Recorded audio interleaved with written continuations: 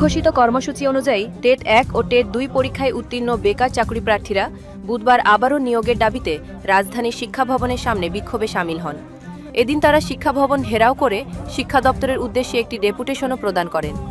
চাকরি প্রার্থীদের অভিযোগ, দীর্ঘদিন আগে টেট পরীক্ষায় উত্তীর্ণ হওয়ার পরও এখনও পর্যন্ত নিয়োগ প্রক্রিয়া সম্পন্ন হয়নি। বারবার দাবি জানানো হলেও কোনো কার্যকর পদক্ষেপ নেওয়া হয়নি বলে তাদের অভিযোগ। ফলে বাধ্য হয়েই তারা ফের আন্দোলনের পথে নেমেছেন। বিক্ষোভকারীরা অবিলম্বে শূন্য পদে স্বচ্ছ ও দ্রুত নিয়োগ প্রক্রিয়া শুরু করার দাবি জানান।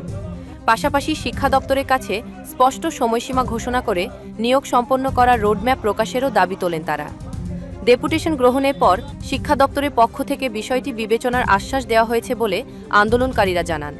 তবে আশ্বাসে নয়, বাস্তবে নিয়োগের বিজ্ঞপ্তি ও প্রক্রিয়া শুরু না হওয়া পর্যন্ত তাদের আন্দোলন চলবে বলেও হুঁশিয়ারি দেন টেট উত্তীর্ণ বেকার যুবক যুবতীরা।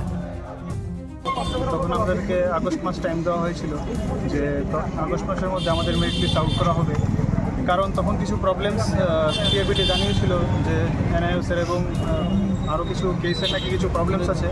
কিন্তু আমরা তো এখন জানতে পারলাম যে এই কেসগুলো মোটামুটি সমাধান হয়েছে এবং আমাদের এক্সপেক্টেড আগস্ট মাসে মেরিট লিস্ট দেওয়ার কথা ছিল।